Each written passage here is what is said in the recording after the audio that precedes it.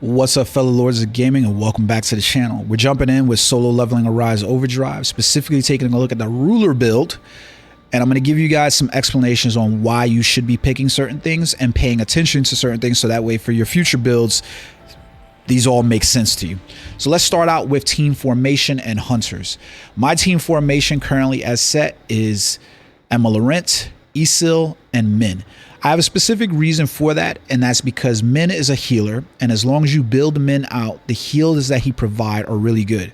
You should be looking at a specific gear set so that way you can maximize Min's potential.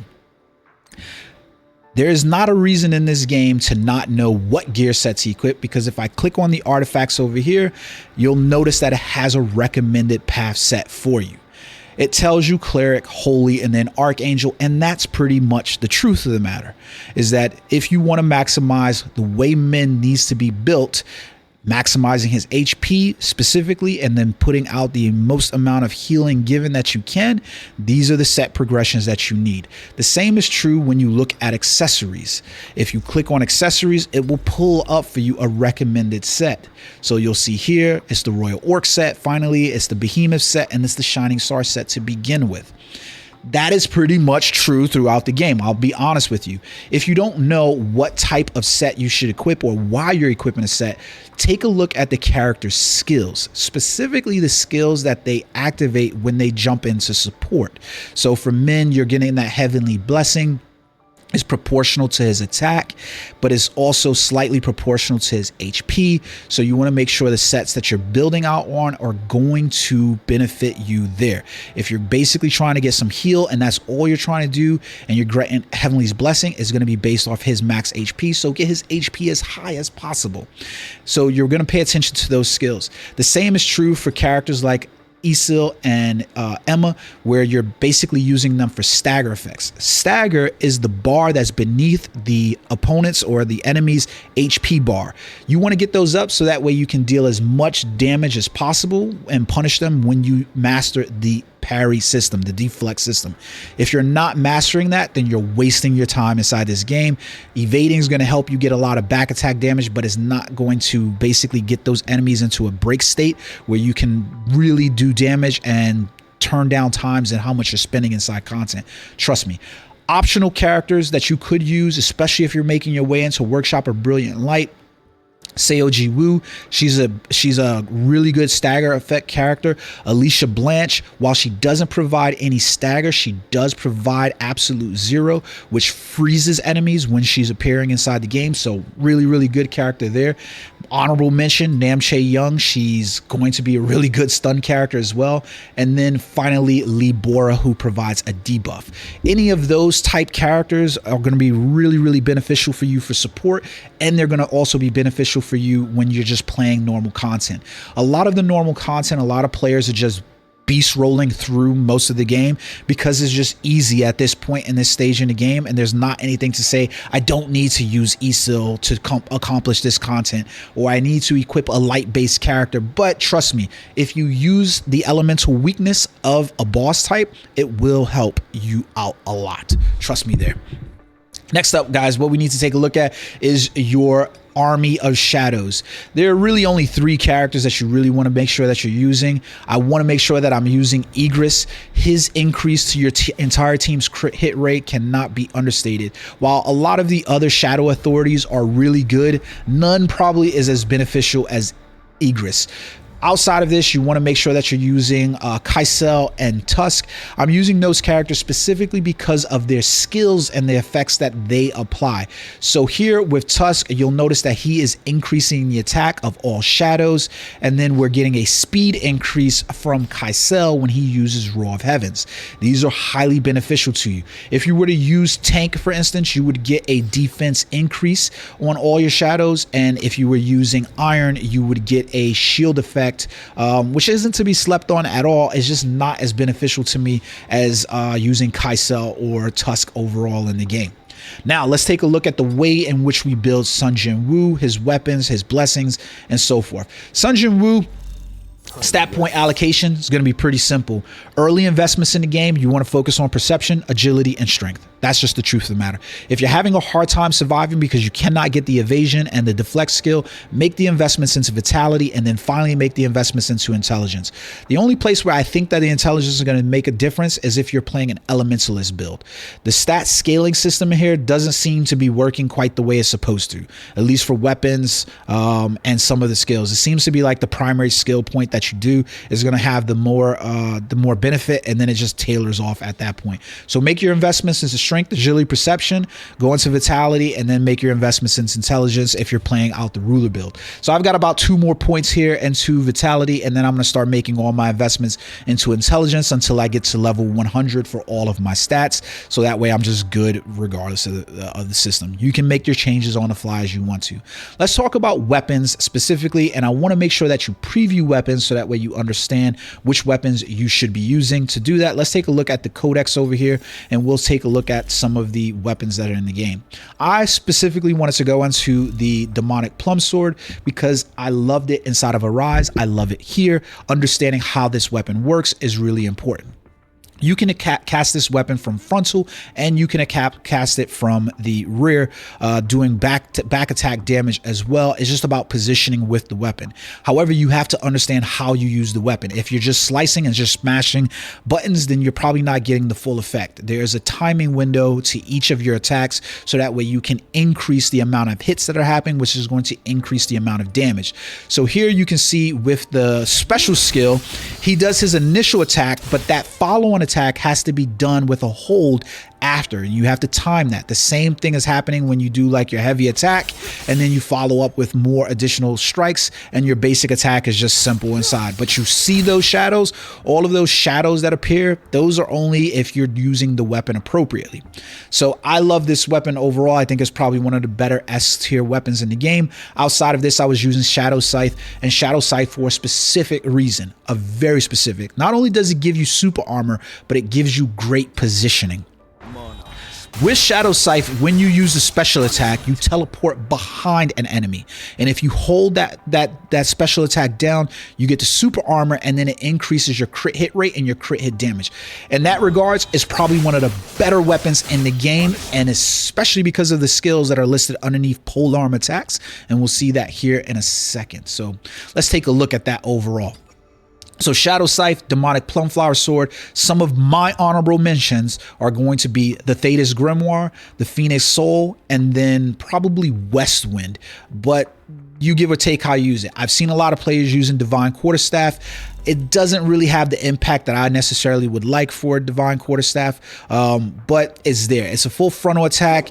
You get a shield for a certain amount of time.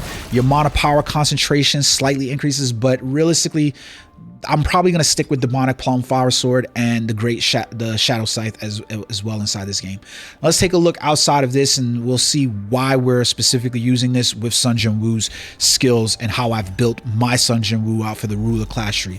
So make your way over to the skill tree, and you'll notice that we have the 4 subclasses. I've made investments into Assassin, Duelist, and Ruler. I'm going to explain to you why I have the investments that I have in Ruler really quickly. Ruler is really around crowd control, mob control, and there's a lot of skills inside of here that don't make sense for a lot of the way the game plays. You're not really fighting crowds as much as you seem to think you are in a lot of these areas, and I don't really care about how quickly I clear out mobs because it's not the same where Arise is, where I'm on a time crunch for everything. So I don't need to be concerned about that. I'm more concerned about the maximum amount of damage I can do to elites and boss type of characters. So let's take a look at my investments and why, or why I didn't choose specific ones in here. So if you look at the left side tree, which is touch, I obviously want the investments here for commander's touch, and then I want this sustained efficiency for the increase to my HP, but I didn't really make the investments into suppression, or I took points out of this because I didn't notice the impact of the suppression effect where I was stunning targets. This only seemed to happen to normal monsters, not elites and not boss type enemies. The investment to get all the way down to Black Hole was a little too much for my taste, although it is a skill that I wish I had. Hopefully I'll work into it. You can grind out these player skill scrolls inside of other areas of the game, so just pay attention there.